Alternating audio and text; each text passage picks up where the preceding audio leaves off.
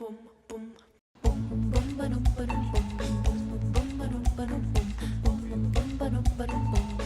two, three.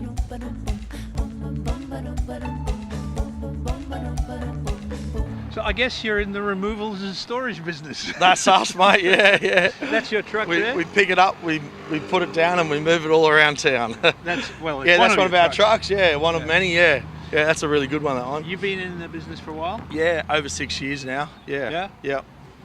Loving every day of it. Yeah. What do you love about it? Well, every day is a different day in the removal game. You know, there's every household you go to is a different house. We see different clients, from big houses to little houses, from wealthy people to people that are, struggling. Do you actually get to meet these people? Yeah, we get to meet them and that's how I started in the game, and that's how I loved it so much, getting to meet people, because I love people, and also love furniture as well. I used to collect furniture. That's how I got into it. Meeting people every day, different people every day, and getting to know their story, because it's quite personal when you come into someone's house. I imagine. And you're moving their items, and you're moving their art, and moving their favourite chair, or their favourite mug. Do you remember any specific incidents, any anecdotes that you can tell us? Oh, geez, how long have you got? Yeah. I can't think of anything off the top, top of my head. I will, yeah. But that's what I figured, because I thought, well, if you go into people's houses, and sometimes if they're moving for a traumatic reason, or some kind of a reason that's make them upset, you'd be there. Yeah. So on that note, we have moved people in quite traumatic situations where they've been victims of abuse and things like that. Been quite upsetting for us. We've helped them move, and and the story behind those, like, obviously we can't go into them in detail in some cases, but some horrific cases. We do work closely with a lot of charity organisations, and also a lot of housing government bodies that get us to move particular people in particular situations. So you know in advance? We know in advance. Sometimes they debrief us in advance, or sometimes the client tells us. But normally they let us know the police will be on site, and this has happened. There's an AVO against the husband or the wife, and there's been violence and things like that. So we know, and we're prepared before we go into those situations. You said they're not every day. We get a lot of positive jobs as well. Of course, that's not our every day, but we do love that, because it's a different day every day in the removal game. So is it stressful? Is it a demanding? Yeah, it's extremely stressful. I remember when I first started, I called this old guy. We asked him a bit, how to help us with some systems and processes, and he said, "What the hell are you doing getting into the removal game?" And we thought, "Why? We love it." 6 years later, I always remember that guy, and I was like, it is quite stressful. The reason being, so when you wake up in the morning and you're on your way to the job, and one of the guys have called in sick, that customer, they need to be out that day because they've sold their house, or they've rented a new property and someone's moving in. So we can't not turn up. So if you're a builder, and you're going to a job site, you can quite easily not turn up, because all you're doing is sweeping or throwing a few bricks on. They can be done the next day. When you're moving a house, someone's house, it's got to be done that day. So that causes quite a lot of stress on us. So we really need to find people fast. Fortunately for Holloway, we've got a really big team of guys now. When we were a little bit smaller, we used to struggle with those. So people from the office would have to go out and help. And before we even had an office, we would just really struggle in those situations. That would create a lot of stress, Do you remember the first few days at work? Yeah, I do, because I started just myself, just with a van. And I remember when I was delivering single item furniture, I remember there was a lot of funny stories. I wasn't as well equipped as some of the old school removalists, and I just started out just me in a van, because I used to like vintage furniture and musical instruments. I'm a drummer as well, so I had a drum kit in my back of my van going to band practice, and then I used to buy and sell vintage drum kits. But then as we started to move more and more furniture, to try and load a whole heap of furniture in a small van was quite a task, So that was a lot of fun.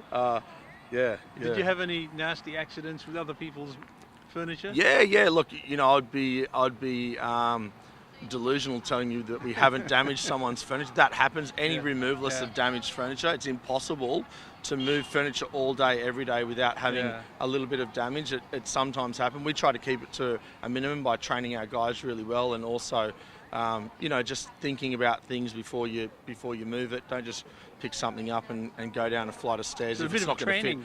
Yeah, there's a lot of training. We train our guys a lot now. When I first started, I was just training myself. So I didn't work for a removal company. I taught myself everything, and I used to, see what other guys were doing on the street, and also look up things on YouTube with the guys in the States, and look what they're doing, and just we taught ourselves. But now the company's evolved. We've got other guys that have worked in other removal companies, and they do the in-house training alongside with myself and others as well. Yeah. What made you do this? What made you actually start getting a van and moving people? Really good question, and I think I touched on that before. But I basically, like I said, I was a musician, and I was always moving my drum kit around to and from band practice. And then also, I noticed on eBay and Gumtree a lot of people buying and selling vintage furniture when I moved from the country to Sydney. So I used to buy and sell that furniture myself. So then I'd use my van to deliver that, and I'd buy it from someone or from a Gumtree, from a garage sale, then sell it on eBay, and I'd kind of make a little bit of a markup, bit of a businessman at heart, you know. And then I started moving other people's furniture for them, so other antique dealers and stuff around Sydney, I'd move their items, and I also had a passion for it as well. Like I loved antiques and I loved furniture as well. And so, still do? Still do, yeah. Like, do you still collect? If I took it to my house, it's pretty decked out with some pretty cool furniture. Yeah. Which you use? The furniture in my house is for myself and my partner and my children. Yeah. So which I use, but also I've got a big collection in store. I'm a little bit of a hoarder. Most removalists are hoarders. Tell us just a couple of items that you can tell us about that you've got in storage. Oh, I've got statues and weird shaped chairs and things that I've been given from clients that they think is, they think's nothing to them, but we really like it.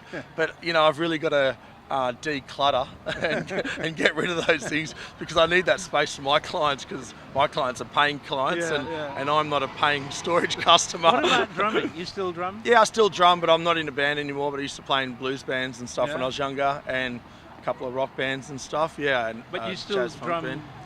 I don't drum as much because I'm more focused on the business and which takes up a lot of my time, my children.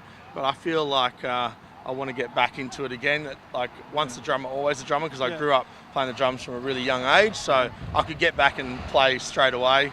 I think hopefully. How did you meet your wife? Really good question, actually. So a friend of mine wanted to go to a bongo drumming class down in Bondi Beach, and he said, "Can you come along? Because I know you're a drummer, and I feel a bit nervous going." I said, "Look, no worries. I'll take you down there." But I'm a bit nervous because I'm actually a real drummer. It was more of a drumming, and I met my partner Celine there, and we became friends. And what was she doing there? She was learning the drums as well. It was a drumming circle class. So she was actually learning drums? Yeah, she was learning the drums, So you knew she'd already qualified? Yeah, she qualified, Yeah, I think, she probably liked when the guy said around the circle, we'll do a little solo, and everyone was like, and then when I had to go, I was a little bit more in time, so maybe that connection was good. Because that's pretty exciting, drumming. Drumming. Yeah, it's got a lot of energy. Yeah, I really love drumming. It takes a lot of energy, and One thing that I'm fascinated about is what happens in a family when one is a drummer. Yeah. Which is a noisy kind of. Yeah. And you have children, how do you? Well, I'm the kind of annoying one in our house because I'm the drummer, so I'm always tapping. Same in the office as well. I'm always tapping. My partner calls me the third child because it's probably going to be payback when my son wants to play the drums. He already does like it. How old is he? Yeah, he's 5 years old. So good Orlando. Yeah. He's a good boy. Yeah. So if you don't have time to drum, do you have any other hobbies that? Yeah, motorbike riding. So I collect. I got a few vintage motorbikes, Triumphs, and old classic. Vintage Hondas and stuff that I race flat track, and I also ride enduro up on our farm up the mid-north coast. I'm a real keen motorbike rider. and motorbike collector, but I do got to slow down on that because it's also hoarding and it's no room. Well, I grew up with nothing, and my neighbours always had nice motorbikes, and I just had a $300 crappy motorbike. So, as I done well in life and built up a business and things, then I started to acquire some of the things that I always dreamt of having when I was a kid. Yeah, as cheesy as that sounds, it's true. No, but that's the symbols of success for you. Yeah, that's right. That's the little things like that is, I feel like, is. So there was a purpose for why you were doing what you were doing. Yeah. The purpose why I went through all the pain of doing removals. But it's also a lot of joy. Like, we hire a lot of guys. At Holloway, we call it the Holloway family, or the Holloway boys, or the Holloway girls, or just the Holloway family in general. I get some, we've employed our employees. We've had, hundreds of employees come and go, because it's obviously an industry where, you can't get a removalist to move for you for years and years on end. And if you do, we really keep on that. We keep those guys, but it's quite transient. We do get a lot of international guys working for us, but meeting all these guys I'm a real people person, but meeting all of them, getting to know their stories and getting them to be part of our family is just huge, and we really love that journey, but it's really sad to see them go when their visa runs up. Obviously in Australia there's a real visa issue with guys staying long term, which really upsets us. Let me ask you, you were saying that when you grew up you had nothing. Where did you grow up, and give us the mid-north coast. I grew up in a little town called Wingham. I left school at 14. Only kid? No, I was 4 kids, so I left school when I was 14. I lived out of home. One of my friends' families took me in for a little while. I lived at refuges at some stage. Was that because of problems at home? I was a bit of a problem child, so I was a real wild child, so I can't really just blame my parents, really. It was a lot to do with myself as well. I was a real bad boy. You're not anymore? I'm not anymore. I'm a good boy now.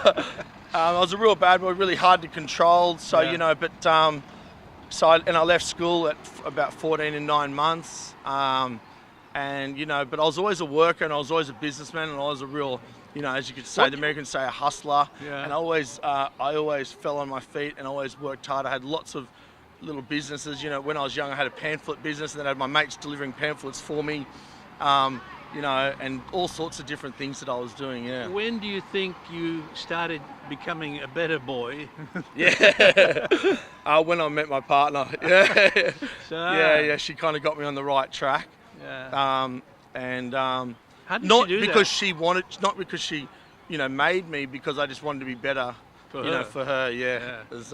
She'll love me saying that, but but it is true, and a lot of my friends and family and all that, they know that she's helped me be a bit more grounded as well, and that helped the business. So once I did meet Selena, also my business skills and wanting to create something better for her, and then we had children, really drove me a lot, especially when I had my first son, Orlando. That really drove me.